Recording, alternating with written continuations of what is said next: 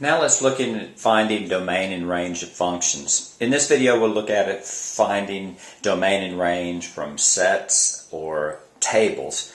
And in the following video we'll find domain and range, but we'll do it from graphs. So the first step is what is domain and range? Well, the domain of a function is simply the set of all input values.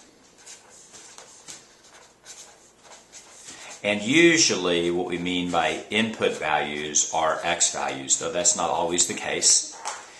And then range, the range is the set of all output values.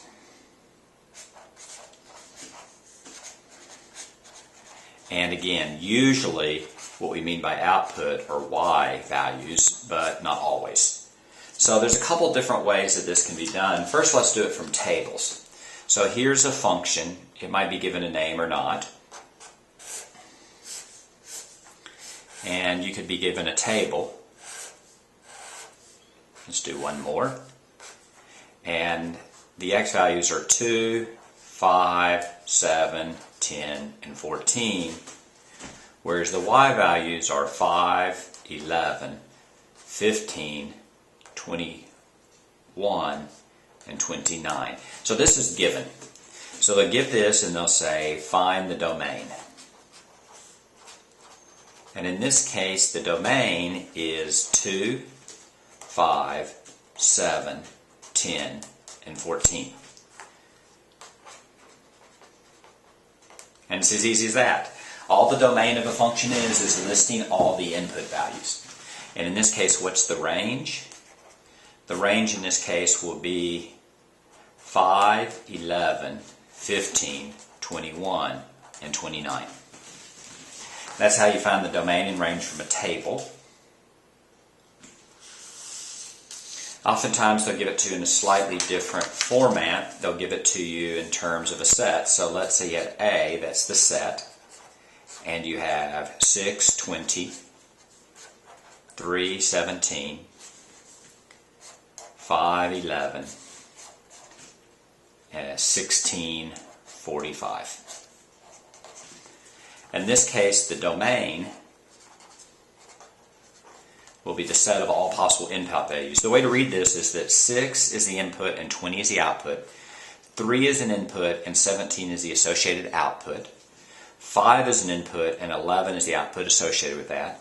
16 is an input and 45 is the output. So the domain here would be 6, 3, 5, and 16. And the range would be 20, 17, 11, and 45. And there's no order to domain and range, so if you wanted to rewrite this, if you wanted to, you could say the range was 11, 17, 20, and 45. There's no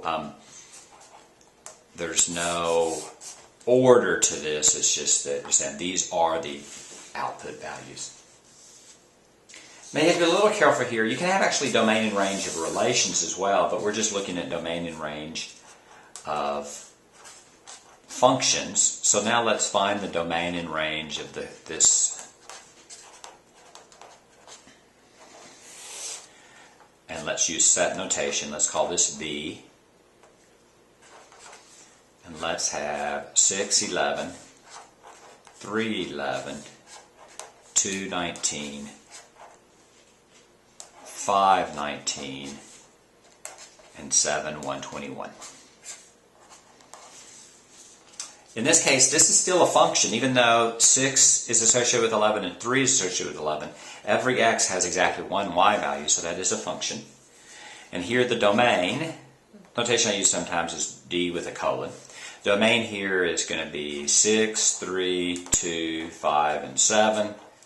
Some people like to make sure you write it in order. If you want to do that, it would just be 2, 3, 5, 6, and 7. The range now, the range would be 11, 19, and 121. Those are the only three values that you have for the range. And that's all there is to finding domain and range from tables and sets. The next video will do domain and range of functions from graphs. So if you need to, you can watch that as well.